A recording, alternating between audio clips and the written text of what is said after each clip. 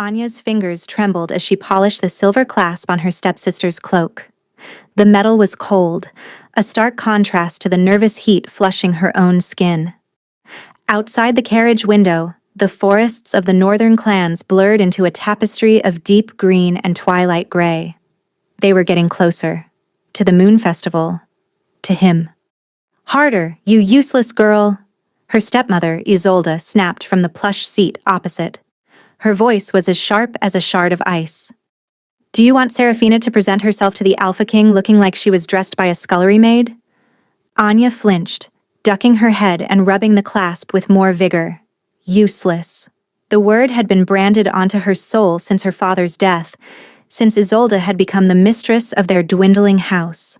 Anya was an omega, her wolf a faint, sleeping whisper within her, a shameful secret in a world that prized strength above all else.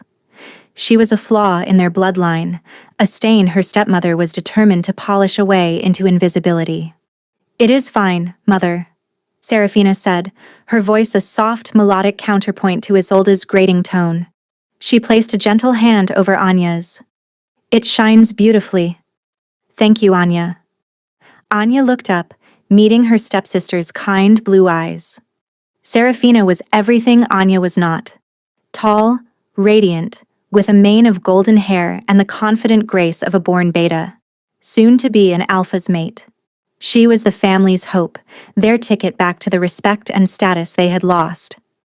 And despite the chasm between them, she had never been cruel. That kindness in some ways was worse than Isolde's disdain. It was a constant, gentle reminder of her own inadequacy.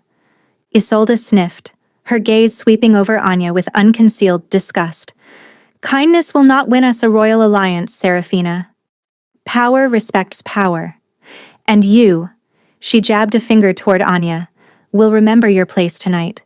You are to remain at the back. You will not speak unless spoken to. You will not look anyone of high station in the eye. Your purpose is to serve your sister and then disappear. Am I understood?" "Yes, stepmother," Anya murmured, her eyes fixed on the velvet floor of the carriage. Disappear. She was good at that.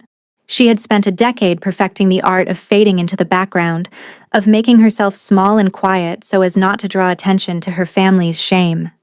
Her own gift, if it could be called that, was as quiet and useless as her wolf.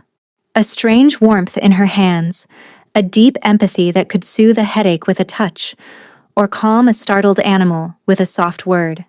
In a society of warriors and alphas, the ability to ease pain was seen as a weak, servile trait. It was an omega's talent, fit for the nursery or the infirmary, not the great hall of the Alpha King. The carriage lurched to a halt. The air outside, once filled with the scent of pine and damp earth, was now thick with the potent aroma of hundreds of werewolves gathered in one place. Power, ambition, and nervous energy crackled like lightning. Muffled sounds of music and conversation bled through the carriage walls. "We are here," Isolde announced, her voice trembling with a mixture of avarice and anxiety.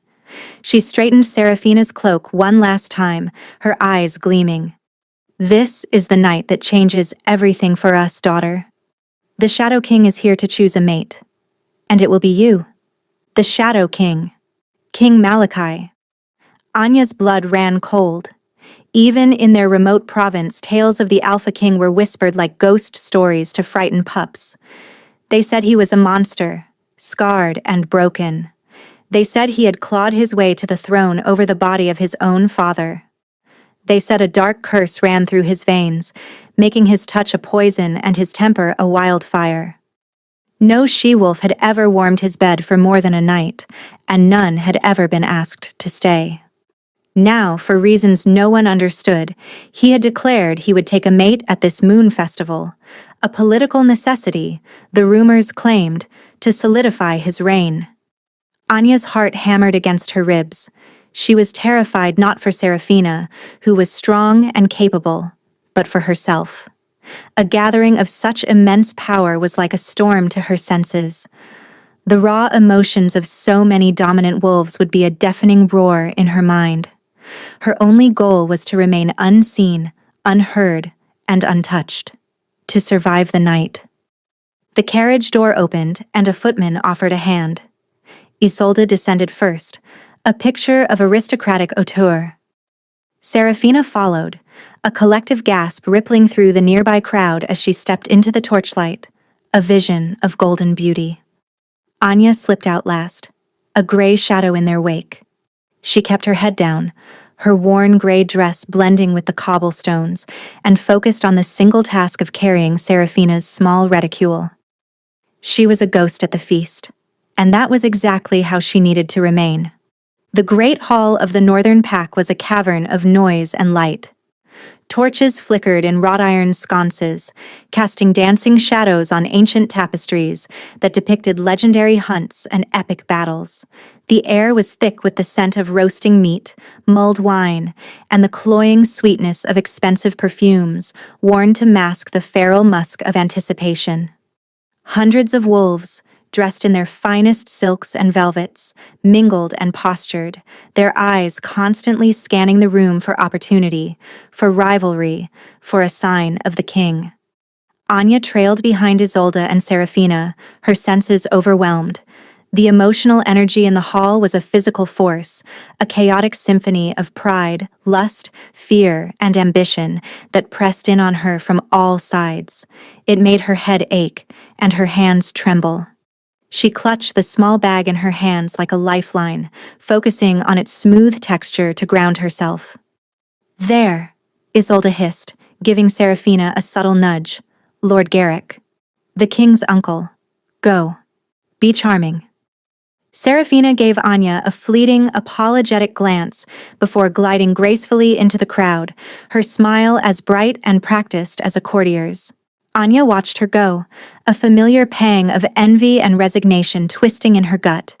They were two sides of a coin, her sister and her. One minted in gold, the other in lead. Left alone for a moment, Anya instinctively retreated, finding a small alcove behind a thick pillar where the shadows were deepest. From here, she could observe without being observed. She watched the high-born ladies laugh behind their fans, their eyes sharp and calculating. She saw the powerful alphas, their chests puffed out, circling each other like bulls in a pen. It was a beautiful, brutal dance of power, and she was not welcome on the floor. Then, a hush fell over the hall. It started at the great oaken doors and spread like a wave, silencing the music, stilling the chatter. The air grew heavy, charged with a new kind of energy. Not ambition, but pure, primal fear. He had arrived.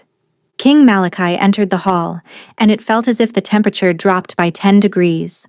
He was not flanked by a grand entourage, only by a single, grim-faced warrior who had to be his beta, Darian.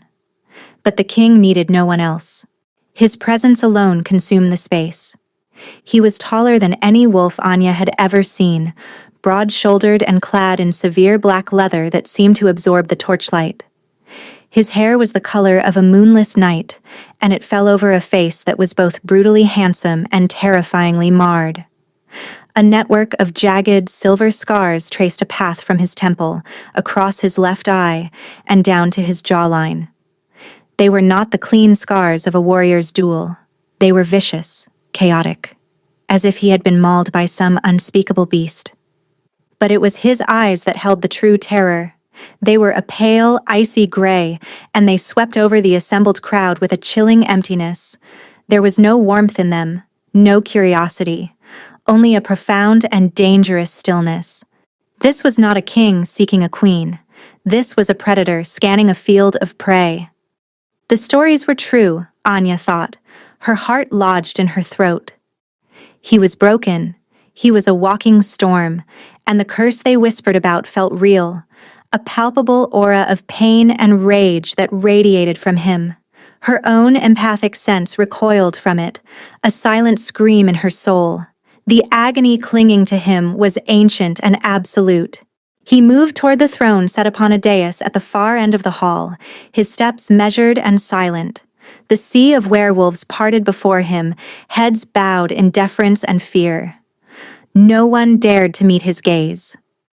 Isolde reappeared at Anya's side, her fingers digging into Anya's arm like talons. "He is here," she breathed, her voice tight with excitement. "Now is the time. When he passes, Serafina will be perfectly positioned." Isolde dragged Anya from the safety of her alcove, pulling her back toward the main thoroughfare. Anya stumbled, her worn slippers struggling for purchase on the polished stone. They stopped near where Serafina stood talking with Lord Garrick, her sister's face pale but composed. The king was getting closer. The oppressive weight of his presence grew with every step. Anya could feel the pain rolling off him in waves, a cold fire that made the hairs on her arms stand up. She wanted to run, to hide, to do anything but be this close to the source of that immense suffering. "Get ready," Isolde whispered, her eyes fixed on the approaching monarch. The king's path would take him directly past their small group. Serafina took a small, preparatory breath, her shoulders straightening. This was the moment their entire family had gambled on. But as the king drew level with them, his cold gaze did not fall on the radiant Serafina. For a fleeting, terrifying second, it swept past her and landed directly on Anya. It was only for an instant, but it was enough to stop her breath. It felt like being seen by a god of death. She saw a flicker of something in those icy depths, not interest, but a flash of raw, untamed agony. It was a look of such profound torment that it struck a chord of empathy so deep within her, it was a physical blow. The king's gaze moved on, but the moment had unnerved her. Her balance, already precarious, faltered. And then Isolde moved. Seeing her chance to push Serafina into the king's direct line of sight, she shoved. But it was not Serafina she pushed. It was Anya. The shove was not hard, but it was brutally efficient. Isolde's hand on her back was a firm, dismissive thrust, meant to move her out of the way, to clear the stage for the star. But Anya was already off balance, her mind reeling from the king's gaze. The unexpected force sent her stumbling forward, out of the line of courtiers and directly into the open space cleared for the king. Anya's worn slipper caught on the edge of a flagstone. A small, horrified gasp escaped her lips as she pitched forward. Time seemed to slow. She saw the shocked face of her stepsister, the triumphant sneer on Isolde's lips, and the cold, hard stone floor rushing up to meet her.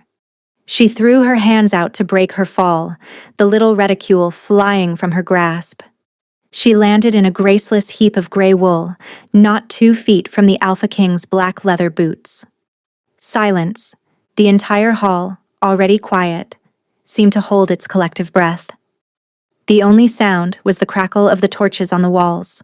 Humiliation, hot and sharp, washed over Anya. To be made a spectacle of, to fall at the feet of the one man everyone feared more than death itself, it was a nightmare made real. She wanted the floor to swallow her whole. A dark shadow fell over her. He had stopped. Slowly, terrified of what she would see, Anya lifted her head. King Malachi stood over her, his expression unreadable, carved from stone. His scarred face was a mask of cold indifference, but his eyes, those pale glacial eyes, were fixed on her. The silence stretched, becoming a tangible, crushing weight. She could feel the stares of hundreds of wolves on her back, could feel their scorn, their pity, their morbid curiosity. She expected fury. A roar of anger at the disruption, at the audacity of a lowly Omega interrupting his path. She expected to be dismissed, or worse, punished. Her entire body tensed for the blow, verbal or physical. Her hand, which she had flung out to catch herself, lay on the floor near the toe of his boot. As she scrambled to pull it back, to make herself smaller, her fingertips brushed against the worn leather. It was the barest of touches, skin against leather, but a jolt went through her. It was not a spark of a mate bond, nothing so romantic or fated. It was a sudden, dizzying influx of his pain, a tidal wave of it, so potent it almost made her black out. But through her skin, she felt her own strange gift respond instinctively. A tiny, quiet pulse of warmth, of soothing calm, left her and was absorbed by the boot. It was a drop of fresh water in a burning desert, utterly insignificant.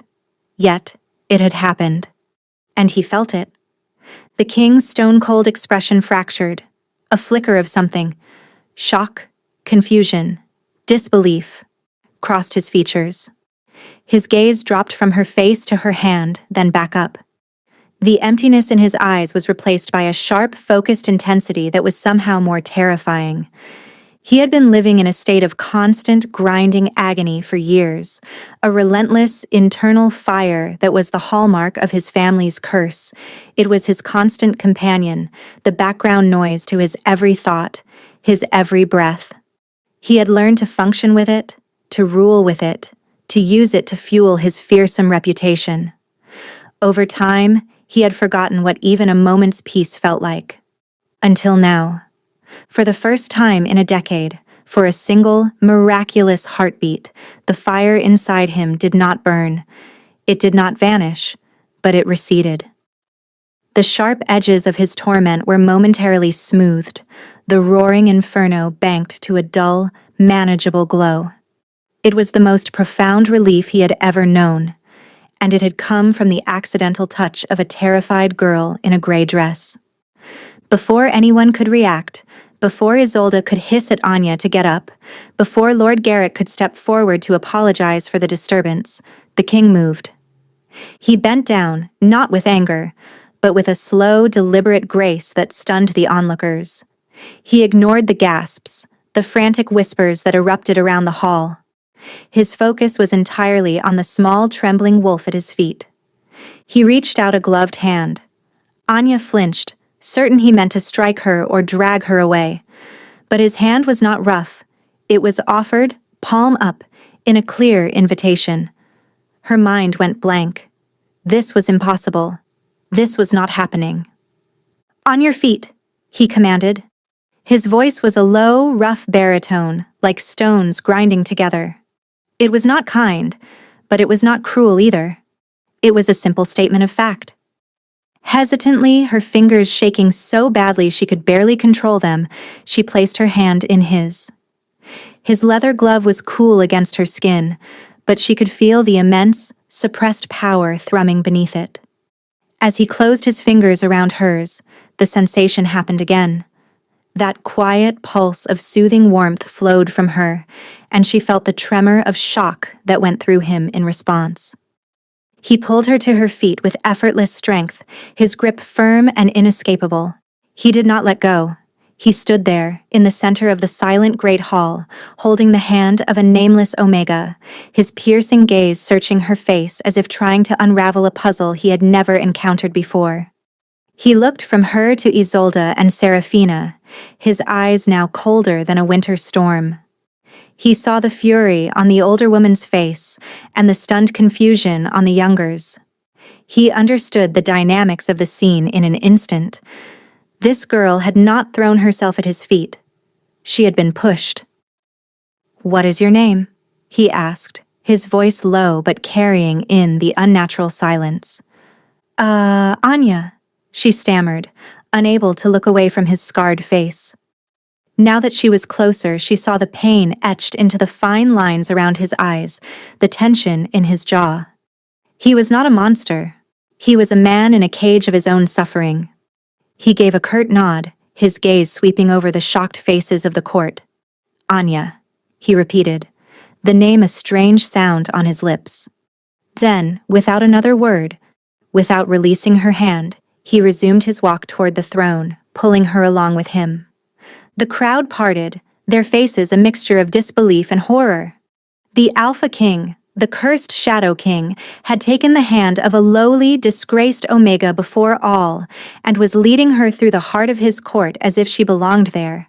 Anya could only stumble along in his wake, her heart pounding a frantic rhythm against her ribs. She was no longer invisible. She was caught in the eye of the storm, and she had no idea if it would save her or tear her apart. The walk to the dais was the longest of Anya's life. Every step felt like a year, every stare a physical blow. She kept her head down, her gaze fixed on the intricate patterns of the stone floor, but she could feel the weight of 1,000 eyes on her. She heard the whispers erupt behind them, a sibilant rush of scandal and speculation. She could feel the burning hatred of her stepmother from across the room and the bewildered pity of Seraphina. King Malachi's grip on her hand never wavered. It was a manacle, an anchor. She was his prisoner, towed along beside him, a strange and unexpected prize. The heat from his body was intense, a furnace of suppressed power. And yet, the closer she was, the more she felt that deep, resonating hum of his pain. It was a constant thrum beneath his skin, a caged beast rattling its bars. And her own strange magic, her useless little gift, seemed to answer it, a soft, involuntary trickle of comfort flowing from her to him. He reached the throne, a massive thing of dark wood and unadorned iron, and finally released her hand. The sudden absence of his touch left her skin feeling cold and her senses strangely bereft. He sat, his movements economical and precise, and gestured to the steps at the foot of the throne. "Here," he commanded. It was not a request. Anya sank onto the top step, tucking her worn gray dress around her ankles, trying to make herself as small as possible. From this vantage point, she could see the entire hall laid out before her.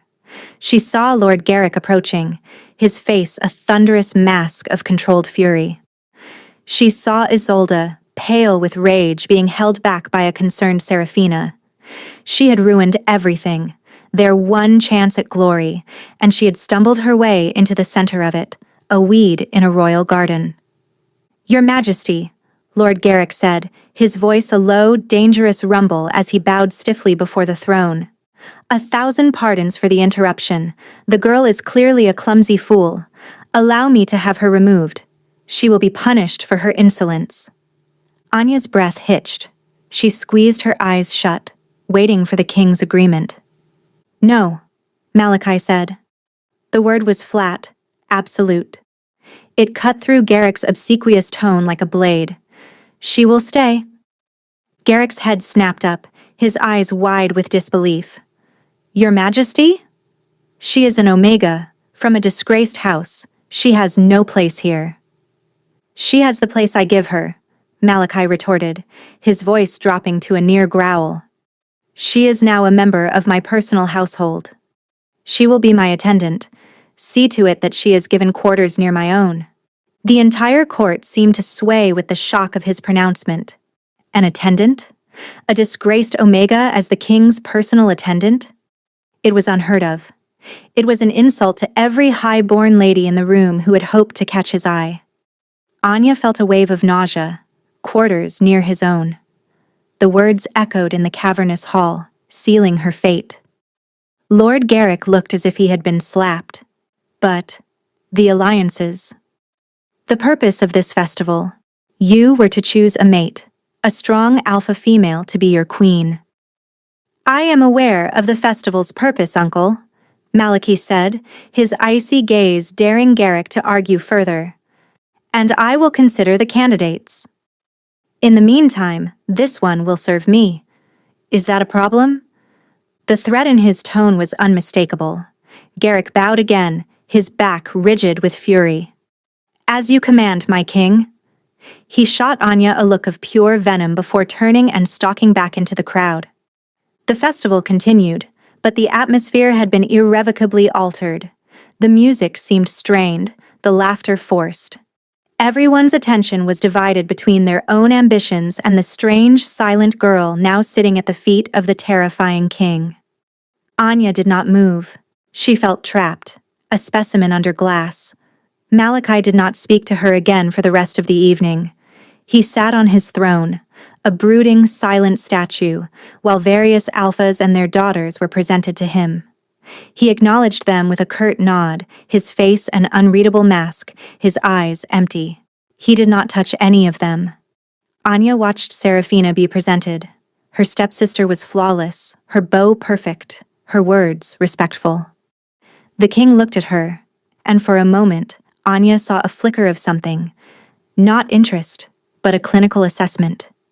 He was judging her strength, her bloodline, but his gaze was distant, his mind clearly elsewhere. He dismissed her with the same cool nod he gave everyone else. The moment was a failure. Isolde's great plan had come to nothing, and it was all Anya's fault. Finally, after what felt like an eternity, the king rose. The hall fell silent once more. "The festivities are concluded for the night," he announced, his voice echoing in the rafters. "We depart for the capital at dawn." His gaze fell on Anya. "You will be ready." He turned and strode from the hall without a backward glance. His beta, Darian, gave Anya a quick, unreadable look before following him. Anya was left alone on the steps, the focus of every resentful and curious stare. She was no longer Anya, the useless Omega. She was the king's attendant, the king's mystery.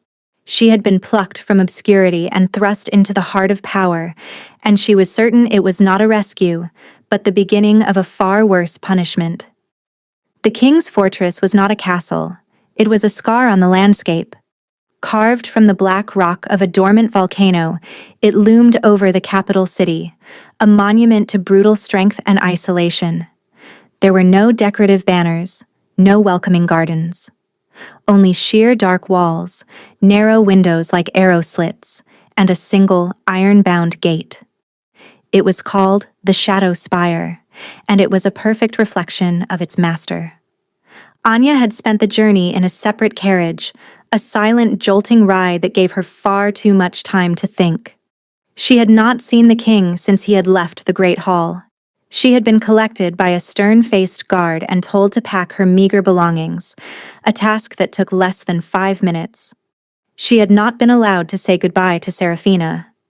Now she was being led through cold, echoing corridors by a silent servant. The air inside the spire was still and heavy, smelling of cold stone, old iron, and something else. A faint, metallic scent, like ozone after a lightning strike. It was the smell of raw, contained power. Her quarters were not the dungeon cell she had expected.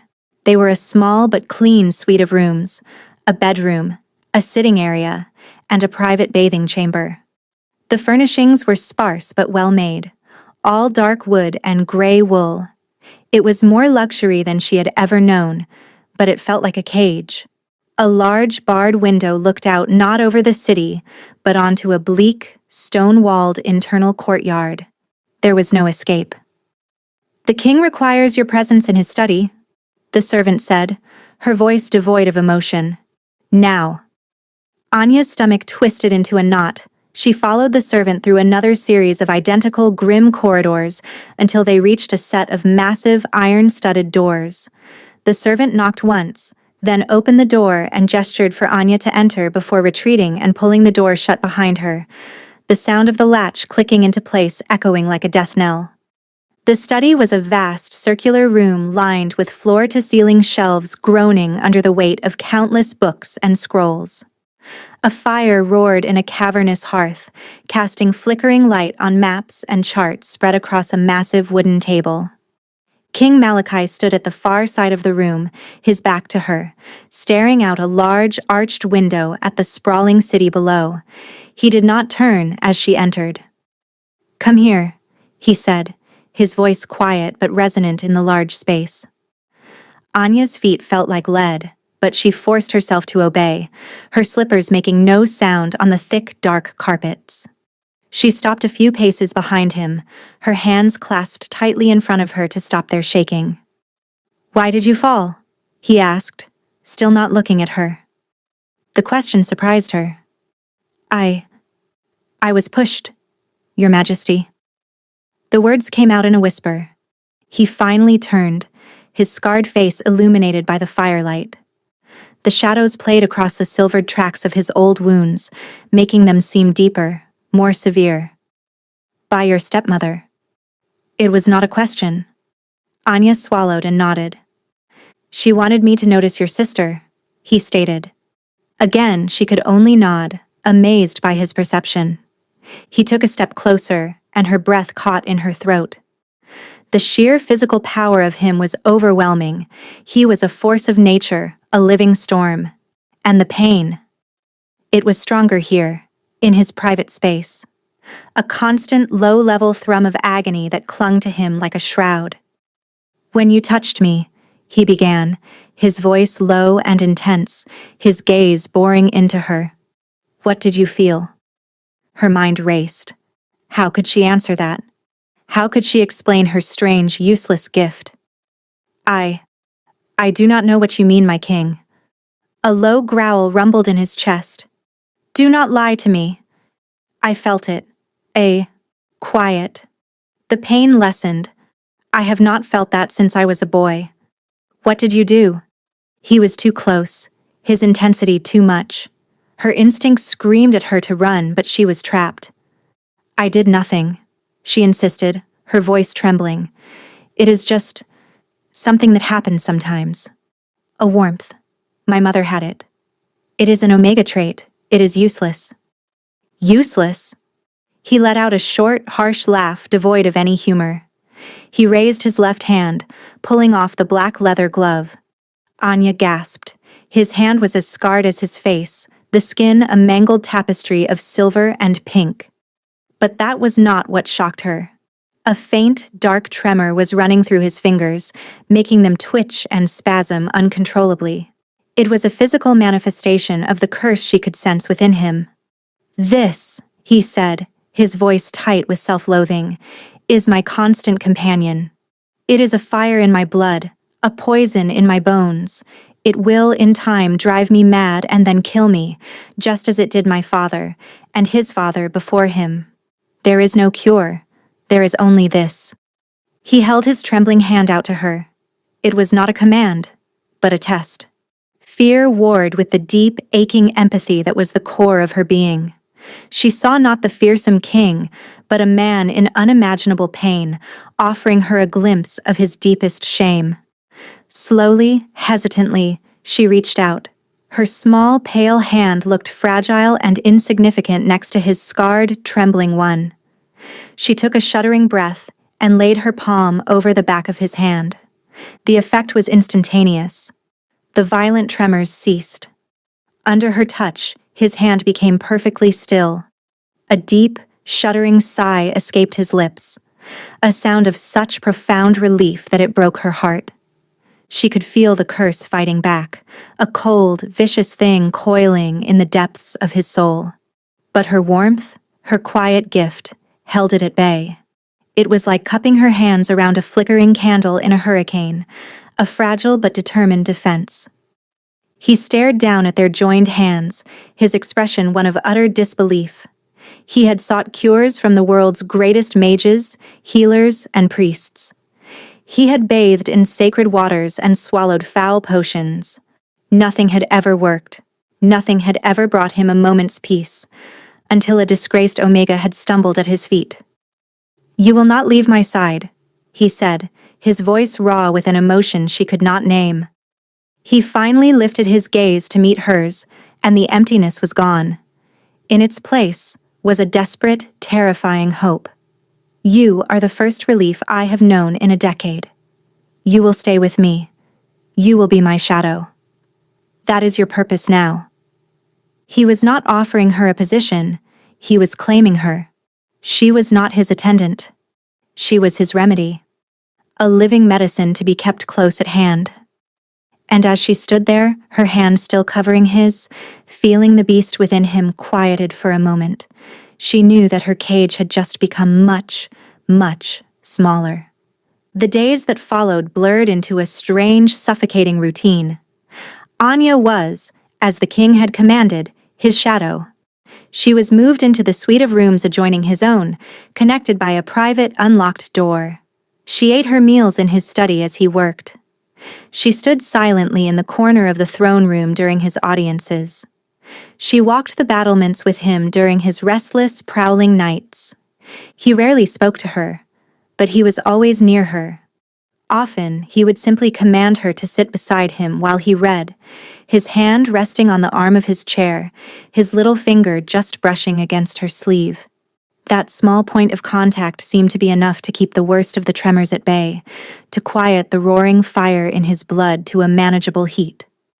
Anya learned to read the subtle signs of his suffering, the tightening of his jaw, the faint sheen of sweat on his brow, the way his knuckles would turn white as he gripped a quill. In those moments, she would find an excuse to be closer, to brush her hand against his as she offered him a cup of tea, or to adjust the furs on his chair. Each time she would feel the tension bleed out of him, and he would give her a quick, grateful glance from those haunted gray eyes. The court was a viper's nest of rumor and resentment. Anya was the Omega Witch, the king's pet. The high-born ladies who had been presented at the festival viewed her with open hostility. Lord Garrick, in particular, made his displeasure known. He never addressed her directly, but he would make cutting remarks in her hearing about the dangers of putting faith in low-born charlatans.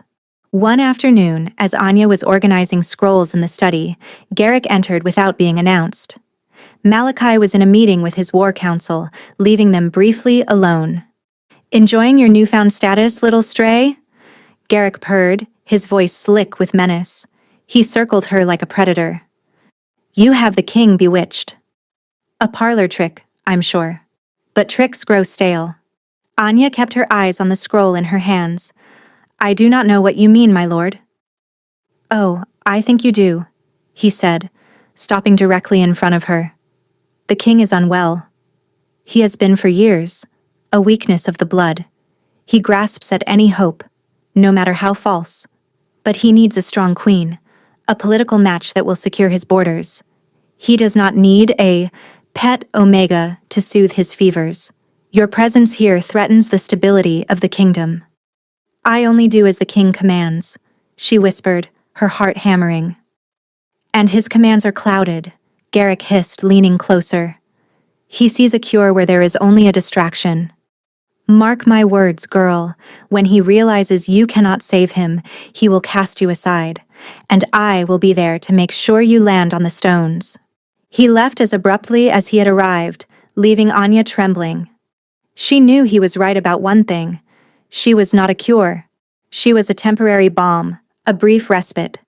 She was only delaying the inevitable. The curse was a deeply rooted poison, and her simple gift was like trying to empty the ocean with a teaspoon. What would happen when he finally understood that? Her fears were realized later that week. The king was in a foul mood, the pain clearly rising beyond what her passive proximity could soothe. He paced the study like a caged wolf, his hands clenched into fists, the tremors racking his entire body. He had dismissed his guards, leaving only Anya. "It is getting worse," he growled, his voice strained. He slammed a fist on the great oak table, making the inkwells jump. "Your little trick is failing." Fear, cold and sharp, pierced through her. This was it. This was the moment Garrick had predicted. "Perhaps, if I—" she began, her voice barely a whisper. "What?" he snarled, turning on her. His eyes were wild, the pupils dilated with pain. "What can you possibly do?" Instead of cowering, an instinct she did not know she possessed rose to the surface. It was not courage, but a deep, overwhelming wave of empathy for his suffering. She could not bear to see him in such torment. She walked toward him, her steps slow but steady. "Your Majesty," she said softly, her voice shaking but clear. "Your hand." He stared at her, his chest heaving, a battle raging in his eyes between suspicion and desperation. Finally, with a shuddering groan, he held out his trembling, scarred hand. This time, she did not just touch him. She laced her fingers through his, holding his hand firmly in both of hers. She closed her eyes and focused, not just on the physical touch, but on the raging beast of a curse inside him. She did not try to fight it. She simply accepted it. She enveloped it in her own quiet stillness, offering it a place of peace. She poured all of her energy, all of her empathy, into the touch. It was more than she had ever done before. She felt the warmth leave her in a flood, leaving her feeling dizzy and drained, but she held on. Malachi gasped. The tremors stopped completely. The frantic, pained energy radiating from him calmed. He stared at their joined hands, then at her pale, determined face. He had been lashing out, pushing her away, convinced the fleeting relief was gone forever. But she had walked into the fire for him, and with a simple, courageous act, she had doused the flames. "How?" he breathed, his voice filled with awe. "I do not know," she answered honestly, opening her eyes. "I just listen to the pain. And I ask it to be quiet for a little while." In that moment, something shifted between them. He was no longer just her king, her captor. And she was no longer just his remedy. He looked at her, truly looked at her, and saw not an omega, not a servant, but the resilient, brave woman who was the only person in the world who did not fear his brokenness. He lifted his other hand, his touch hesitant, and gently brushed a stray strand of hair from her face. His fingers were steady. The gesture was so unexpectedly tender it made her heart skip a beat. The mate pull, a feeling he had ruthlessly suppressed since the moment he first saw her, flared to life, a deep, resonant hum in his soul. It was no longer just a pull of fate, it was a pull of genuine, burgeoning admiration.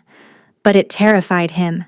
To bind her to him, to his curse, would be to condemn her to death. And that, he was beginning to realize, was a price he was no longer willing to pay. The newfound intimacy was a fragile, unspoken thing. Malachi began to talk to her, not just about his pain, but about his kingdom, his fears for his people, the weight of the crown. He would read to her in the evenings from his ancient books, his deep voice a soothing rumble in the quiet of the study. Anya, in turn, found her own voice. She told him stories from her childhood, simple tales her mother used to share, weaving narratives of hope and resilience that seemed to captivate him. She was no longer just a living balm. She was becoming his confidant, the only soul in his dark fortress who saw the man and not the monster. The change was not lost on the court. Lord Garrick's animosity grew colder and more calculating. He saw his influence over his nephew waning, replaced by the quiet counsel of an Omega. He knew he had to act.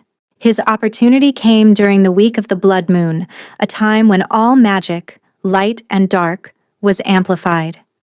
Malachi's curse always grew more violent, more uncontrollable during this period. He would lock himself away in the deepest chambers of the spire, refusing all contact, to ride out the storm alone. This time, however, was different. "You will stay," he had told Anya, his voice grim. "Your presence, it may help." Anya was terrified, but she nodded her assent.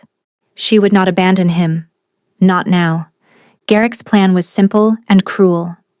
He approached Anya on the eve of the blood moon, his face a mask of false concern.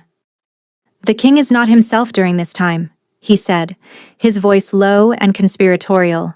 "The curse takes him. He becomes something else, a beast. For your own safety, you must know of the hidden passage in his chambers.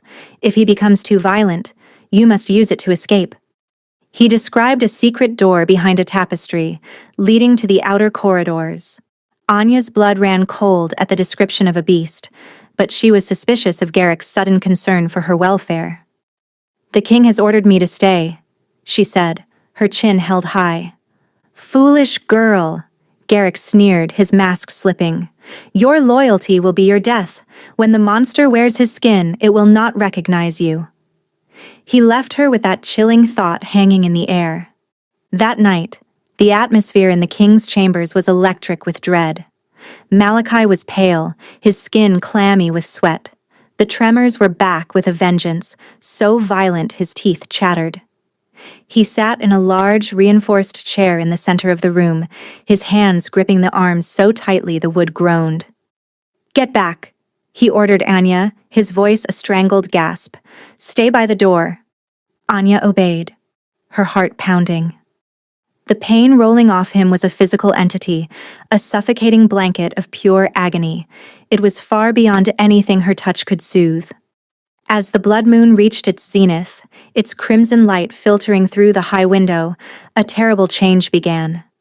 A guttural roar ripped from Malachi's throat, a sound that was not human.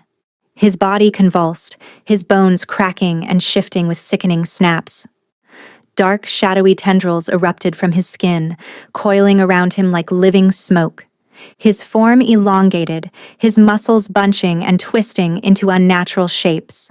His clothes shredded as he grew, his skin darkening to the color of bruised night. The silver scars on his face and body began to glow with a malevolent internal light. He was not shifting into a wolf. He was transforming into the source of the whispers, the truth behind the legends. A monster. The creature that stood in his place was a nightmare of shadow and claw. It was vaguely wolf-like in its shape, but larger, leaner, its limbs too long, its movements unnervingly fluid. It had no fur, only shifting, semi-solid darkness that seemed to writhe and hiss. Its eyes were two burning embers of pure, unadulterated rage and pain. It threw its head back and let out a howl of pure agony that shook the very stones of the fortress. This was his curse. The bloodline affliction was not just a sickness, it was a possession, a monstrous entity that periodically consumed him. The beast's burning eyes swept the room and fixed on her. There was no recognition in them, no hint of the man she knew. There was only hunger and hate. It took a stalking step toward her, a low growl rumbling in its shadowy chest. Anya was frozen with a terror so absolute it stole the air from her lungs. Garrick's words echoed in her mind. The monster will not recognize you. The secret passage was behind the tapestry to her left. Safety was only a few feet away. She could run. She could escape. No one would blame her. The beast took another step, its claws scraping on the stone floor. It was the sound of death approaching. But as she looked into those burning eyes, she saw past the rage. Deep, deep within the inferno, she saw a flicker of Malachi's soul, trapped and screaming. He was in there, buried beneath layers of ancient pain and dark magic. And he was alone. He had faced this horror alone his entire life. He had locked himself away, endured this agony in solitude to protect others from the monster he was forced to become. Her fear did not vanish, but something else rose to meet it. Her fierce, defiant empathy. She would not leave him. She would not let him be alone in the dark. Ignoring the pounding of her heart, ignoring every instinct that screamed at her to flee, Anya took a small, deliberate step toward the monster. The shadow beast paused, its head cocked at her unexpected movement. A confused, guttural sound rumbled in its throat. It had expected fear, flight. It had not expected this small, fragile creature to move toward the source of its own terror. "Malachi," Anya said, her voice a trembling whisper, yet it carried in the tense silence of the room. "I am here. I am not leaving you." The beast let out a warning snarl, revealing a maw filled with teeth like obsidian shards. It took another stalking step, its burning eyes narrowed. It was a pure engine of the curse's destructive will, and that will was screaming at it to tear apart the one thing that threatened its dominion over its host. Anya knew that touching him now would be suicide. Her gentle, soothing gift would be no match for this cataclysm of dark magic. But her power was not just in her hands. It was in her heart. It was the empathy that allowed her to see the man inside the monster.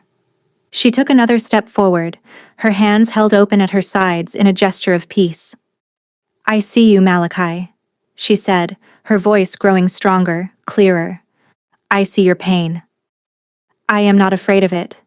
I am not afraid of you." The beast flinched as if struck. Her words were a foreign concept to the ancient curse, a language of acceptance it could not comprehend. It fed on fear, on loathing, on the self-hatred Malachi had harbored for his condition his entire life.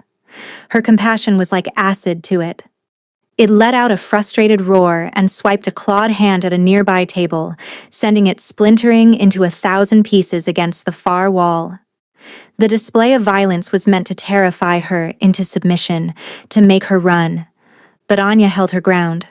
Her heart was a wild drum in her chest, but her resolve was a pillar of iron. This was her purpose. not just to soothe his symptoms, but to face the disease itself. "You have carried this alone for too long," she continued, her voice ringing with a conviction she didn't know she possessed. "You are not a monster. You are a king. You are a good man, trapped in a cage of pain. But you are not alone anymore." She risked another step, closing the distance until only a few feet separated them. She could feel the heat radiating from the creature's shadowy form, could smell the scent of ozone and old blood. The beast was confused. It was being starved of the fear it needed. It looked at her, and for a fleeting moment, one of its burning eyes flickered, the ember of rage momentarily dimming to be replaced by the pale, icy gray of the king's true gaze. It was him. He was fighting from within, drawing strength from her words. Seeing that flicker of hope, Anya poured all of her emotion, all of her burgeoning love for the man he was, into her next words. "I choose you, Maliki. Not the king, not the curse. You. I am not leaving." With that final declaration, she did the bravest thing she had ever done in her life. She closed the last few feet of distance, stood before the towering, monstrous form, and reached out her hands. She did not try to touch its shadowy skin. Instead, she placed her palms flat against its chest, a place where she knew his heart would be. She closed her eyes and did not try to push her healing warmth into him. Instead, she opened herself up and accepted his pain into herself. It was an agony beyond description, a searing, soul-shredding torment that threatened to annihilate her. But she did not fight it. She held it, just for a moment, sharing his burden. In that instant of shared suffering, the mate bond that had been simmering between them, the bond he had been resisting to protect her, snapped into place with the force of a supernova. It was no longer a pull. It was a perfect, unbreakable connection. The shadow beast screamed, a sound of both agony and release. The dark, coiling tendrils of its form began to unravel, the malevolent red light in its scars flickering and dying. The shadows dissolved like smoke in the wind, flowing away from him, unable to hold their form against the combined power of her acceptance and the newly forged mate bond. Malachi collapsed to the floor, his monstrous form receding until he was himself again, naked, gasping, and horribly vulnerable. The glowing scars faded back to their usual silver. The transformation, which usually took hours of torment to recede from, had been broken in minutes. He lay on the cold stone, shaking with the aftershocks, and looked up at her. She was pale and trembling, drained from the ordeal, but she was standing.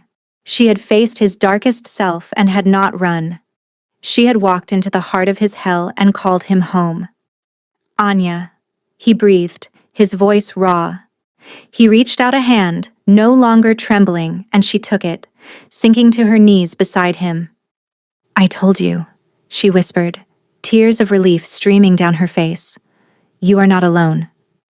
He pulled her hand to his lips and kissed her knuckles, a gesture of profound reverence. The curse was not gone. He could still feel its dormant roots deep within him, but its power was broken. Its hold over him had been shattered. She had not cured him with a simple touch. She had saved him with her absolute, unconditional love, and in that moment, he knew he would burn the world to the ground to keep her safe. He would not hide her, or himself, any longer.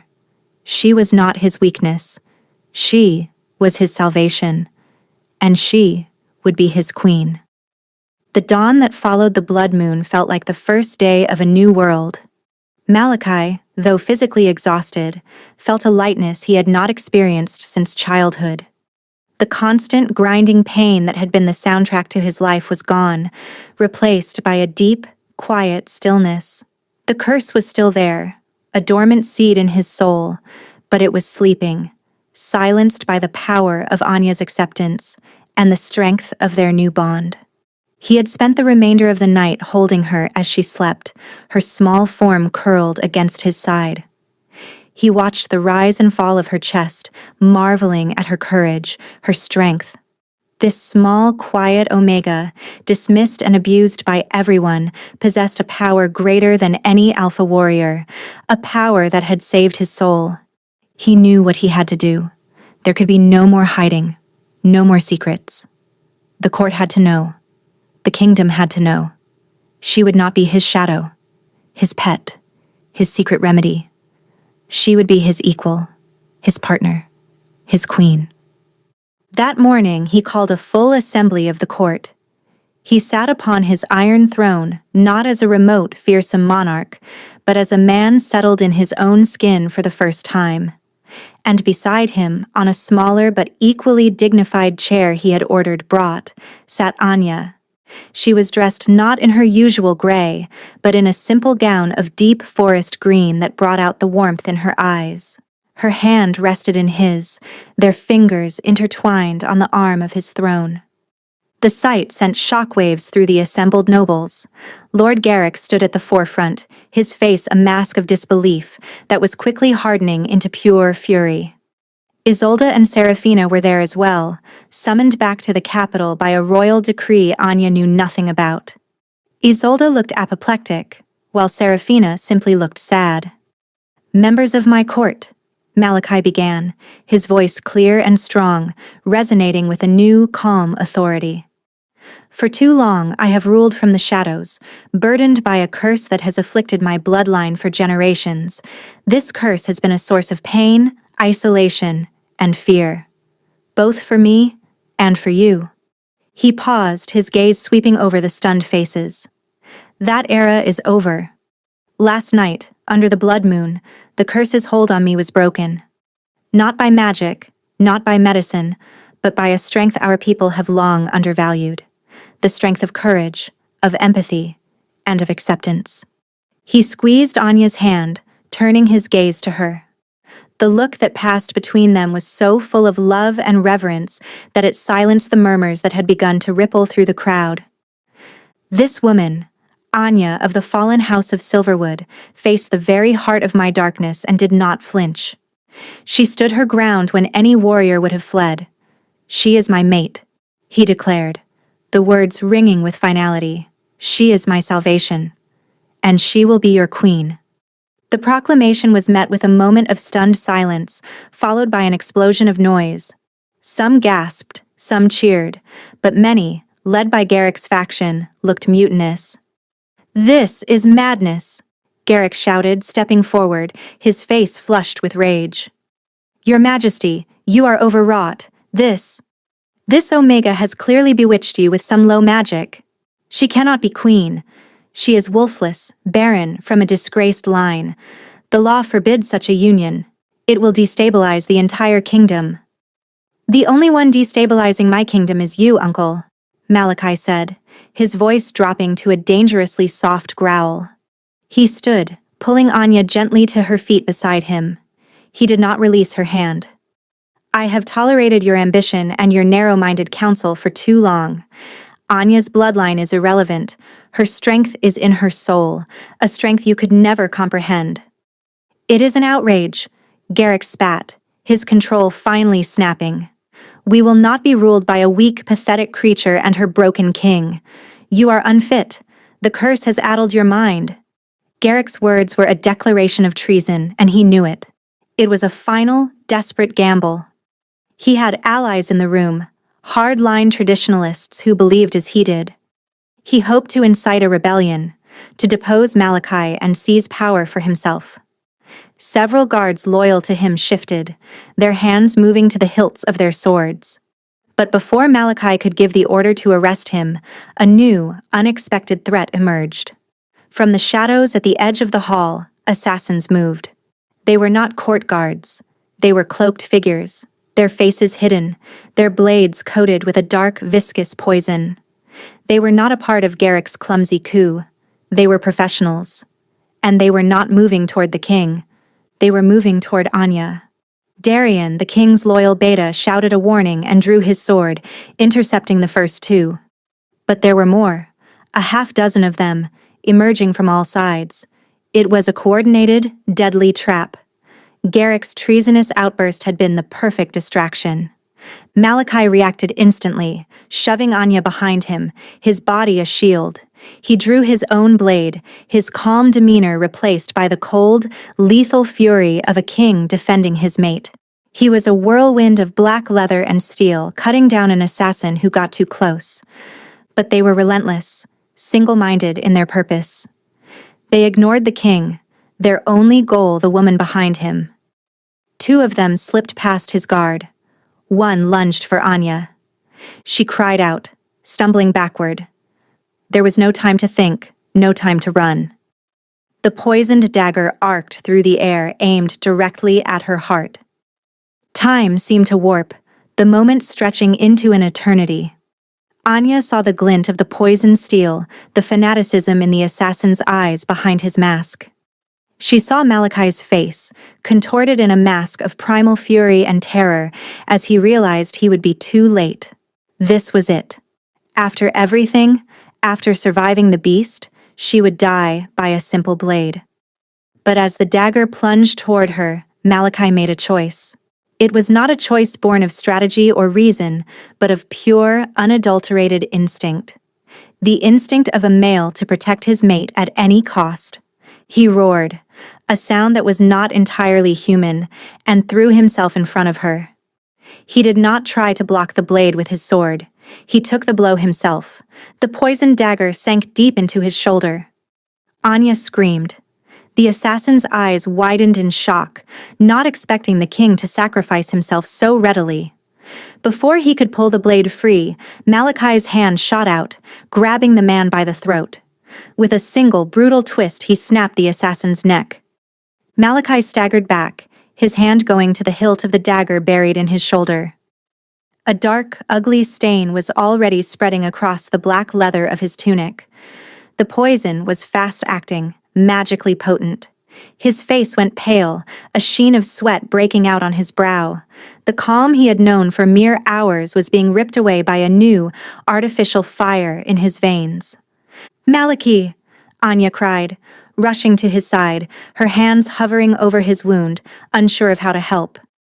The remaining assassins, their primary target shielded and their surprise lost, were quickly cut down by Darian and the loyal royal guard. Garrick, seeing his moment of rebellion collapse into a bloody failure, was seized and forced to his knees. But Anya had eyes only for Malachi. He swayed on his feet, his breath coming in ragged gasps. "It's a potent poison," he gritted out, his legendary strength beginning to fail him. "Meant for an alpha." "Get the healers!" Darian bellowed. "No," Malachi gasped, shaking his head. "No time. This venom, it attacks the spirit. It strengthens. The curse." As he spoke, Anya could feel it. The dormant beast within him was stirring, awakened and fed by the magical poison. The silver scars on his face began to glow with a faint, sickly light. The tremors were returning, racking his powerful frame. The poison was not just killing him, it was attempting to unleash the monster at full force, to turn him into an uncontrollable weapon in the heart of his own court. He was going to transform. Here, now, in front of everyone. Panic and fear rippled through the court. The nobles began to back away, their faces pale with terror. They were about to witness the truth of the legends firsthand. Malachi looked at Anya, his eyes filled with agony and despair. "Anya, run," he pleaded, his voice a strangled whisper. He was fighting it, fighting the transformation with every ounce of his will, but the poison was too strong. But Anya was not the same frightened girl who had stumbled at his feet. She had faced this beast before. She had saved him once, and she would save him again. "No," she said, her voice ringing with absolute authority. She placed her hands on either side of his face, forcing him to look at her. "Look at me, Malachi. Breathe. I am here. You are not alone. You are stronger than this." She pressed her forehead against his, closing her eyes. She did not try to heal the wound or fight the poison. She focused all her energy, all her love, all the power of their newly forged bond on his soul. She became an anchor in the raging storm of the poison and the curse. She pictured his true self, the strong, noble king, and held that image in her mind like a shield. "You are my king," she whispered, her words for him alone. "You are my mate. You are the man I love. Do not let them take you from me." The shadowy tendrils that had begun to snake across his skin faltered. The glow in his scars flickered. He groaned, his body convulsing, caught in a terrible war between the poison, the curse, and Anya's unwavering faith. The court watched, breathless. They saw their king on the brink of becoming a monster, and the small Omega who refused to let him fall. They saw her hands on his face, her forehead pressed to his, her quiet, unshakable strength holding back the tide of darkness. Slowly, miraculously, the transformation began to recede. The shadows withdrew, the glow in his scars faded. The violent tremors lessened, though he was still pale and weak from the poison. He had won. They had won. He collapsed against her, his full weight supported by her small frame. He was alive. He was himself. Anya held him, her heart overflowing. She had not only saved his life, she had proven him right. In front of the entire world, her useless Omega power, the power of love and empathy, had triumphed where brute strength would have failed. It had saved their king. Darian was at their side in an instant, helping to support Malachi. "The poison is still in him," he said urgently. Anya looked at the wound, at the black veins spreading from it. Her anchoring power had stopped the transformation, but it could not fight the venom itself. But now that the immediate danger was past, she knew what to do. "Lay him down," she commanded. She knelt beside him, took a deep breath, and placed her hand directly over the poisoned wound.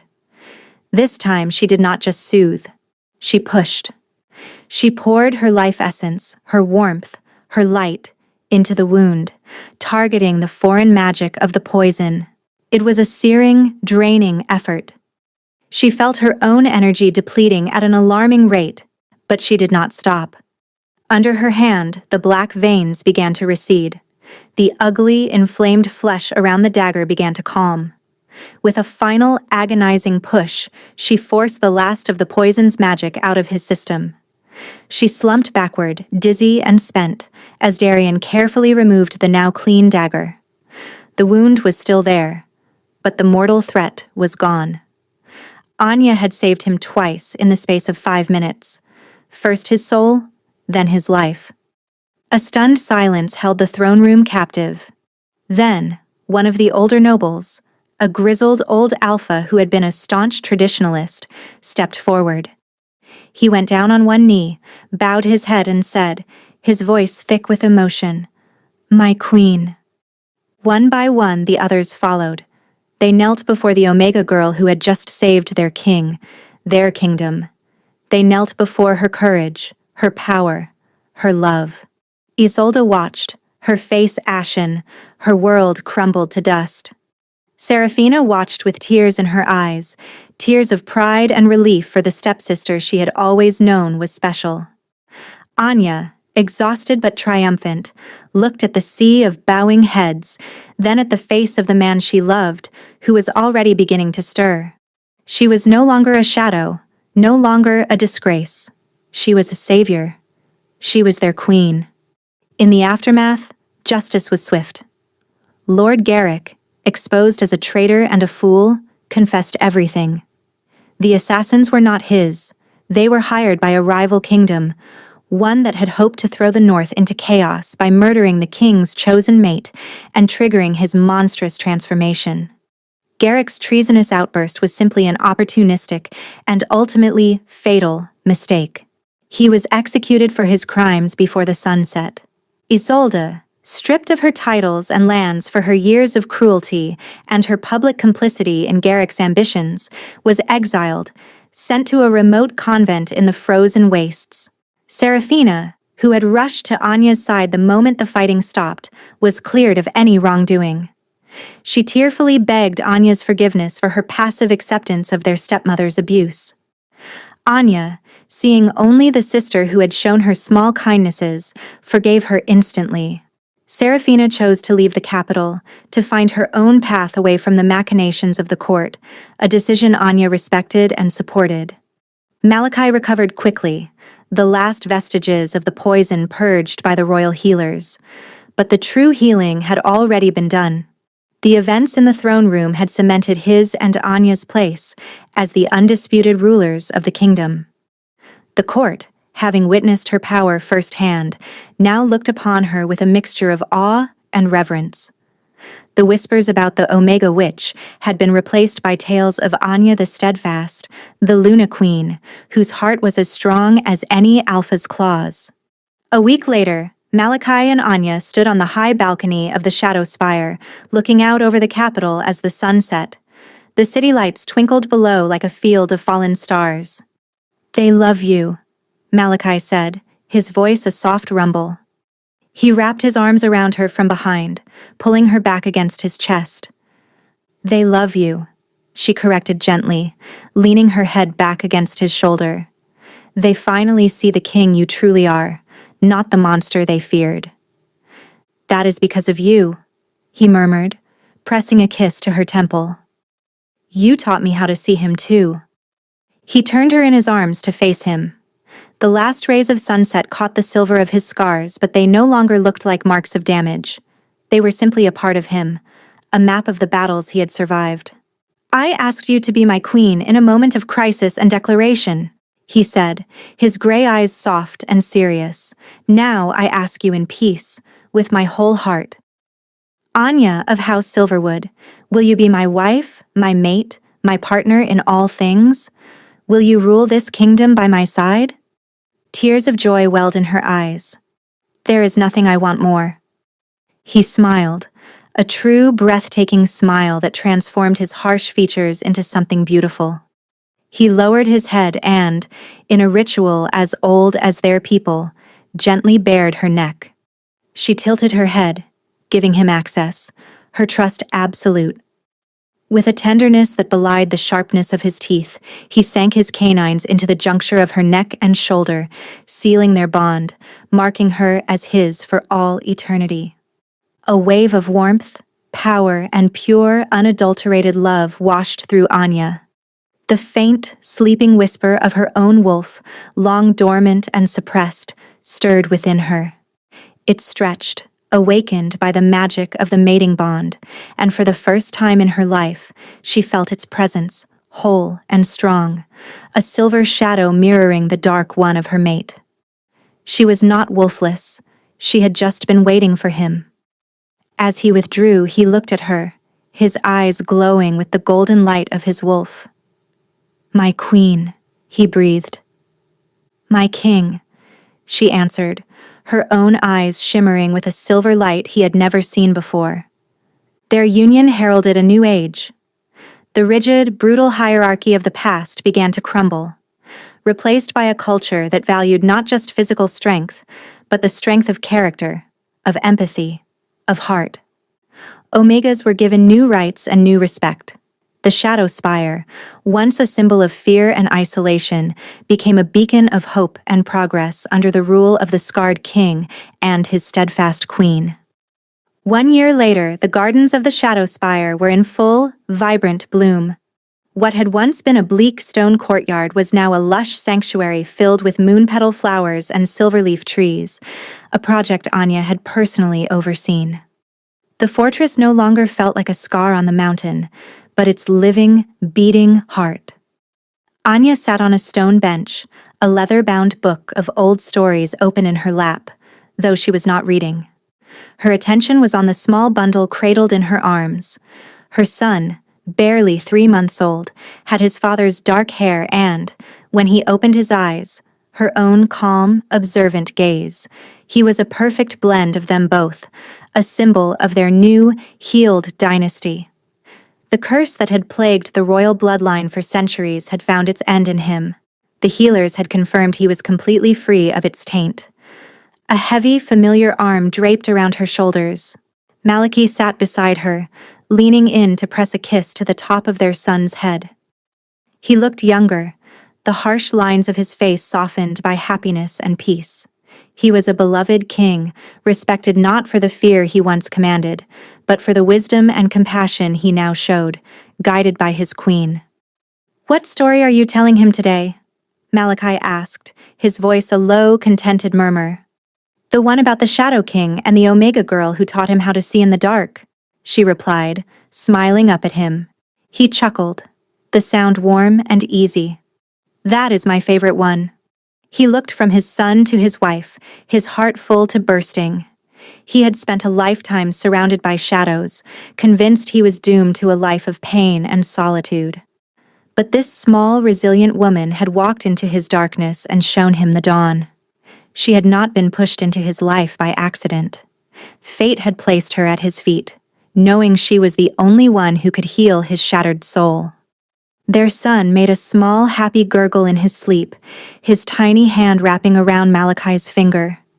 In the quiet of the garden, surrounded by the life they had nurtured, the king and queen held their son, their future, their love, a quiet, unshakable force that had remade their world. The story of the Shadow King was over. The story of their family was just beginning.